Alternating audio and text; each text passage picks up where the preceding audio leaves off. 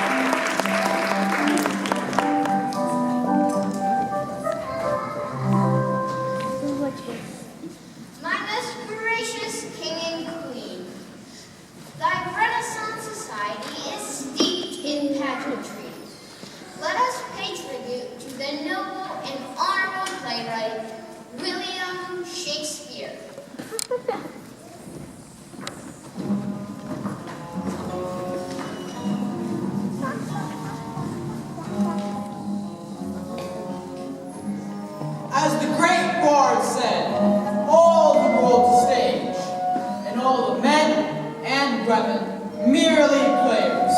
They have their exits and their entrances, and one man in time plays many parts. Today,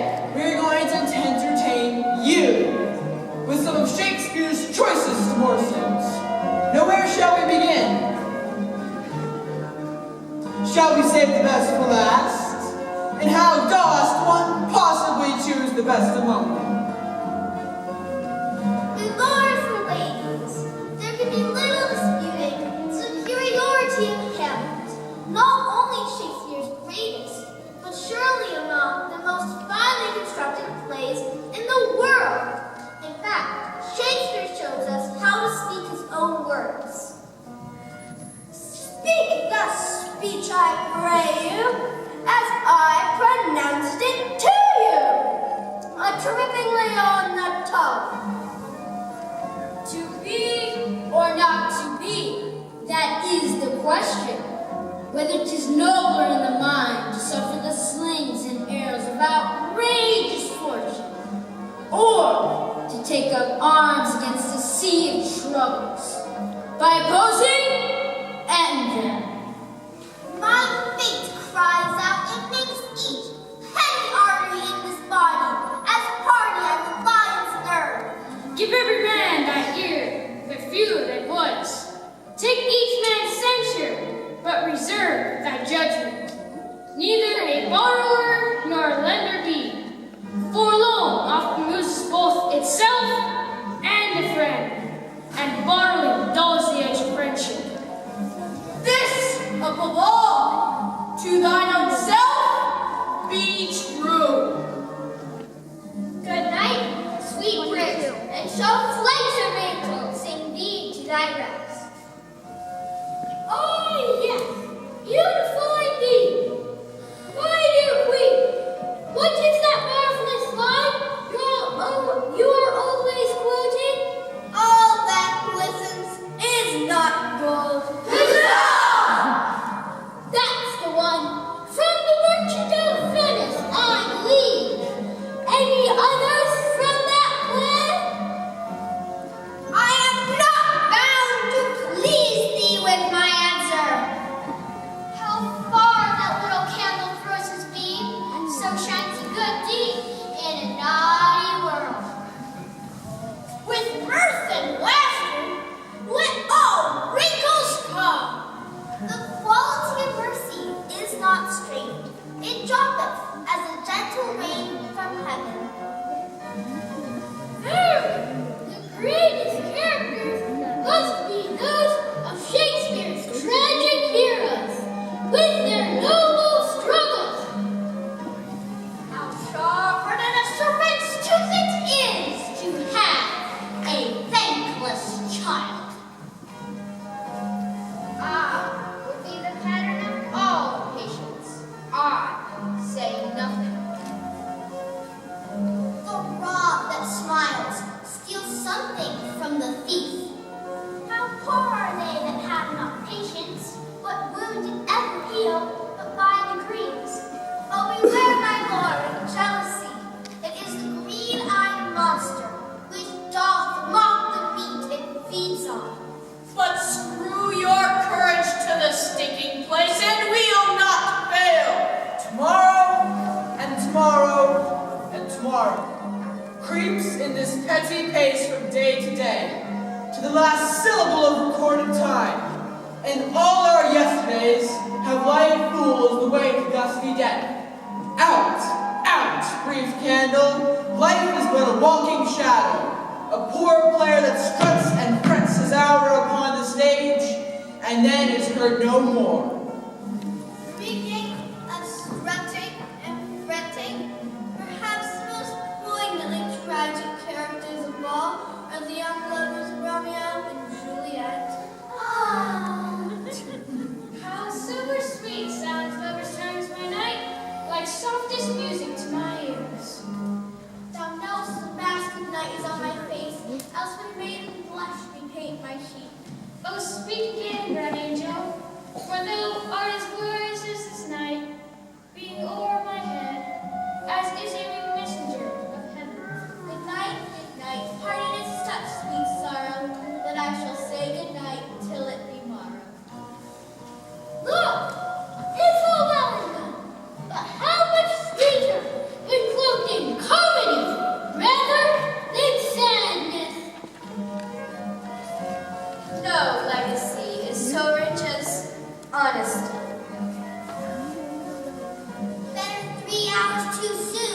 than a minute too late.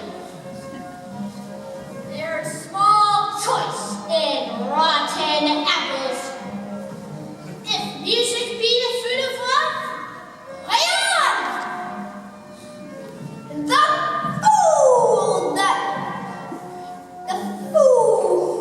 The fool that think he is wise, but the wise man knows himself to be a fool. For you, in my respect, are all the world. And how can it be said, I am alone, when all the world is here to look on me? Though she be but little, she is fierce. And this our life finds tongues in trees, books in the running brooks, sermons in stones, and good in everything. Well put. I, however, have always been partial to tales of royalty. I feel within me a peace above all earthly dignities, a still and quiet conscience. Suspicion always haunts the guilty mind. It is not in the stars who hold our destiny, but in ourselves. Cowards die many times before their deaths. The valiant never taste of death but once. There's no terror, Cassius, in your threats, for I am armed so strong in honesty that they pass by me as the idle wind. His life was gentle, and the elements so mystic that nature might stand up and say to all the world, this was a man.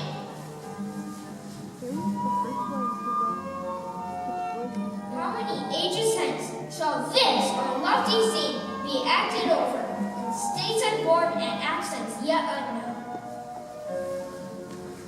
This must my comfort be, that sun that warms you here shall shine on me. Virtue and genuine graces in themselves speak what no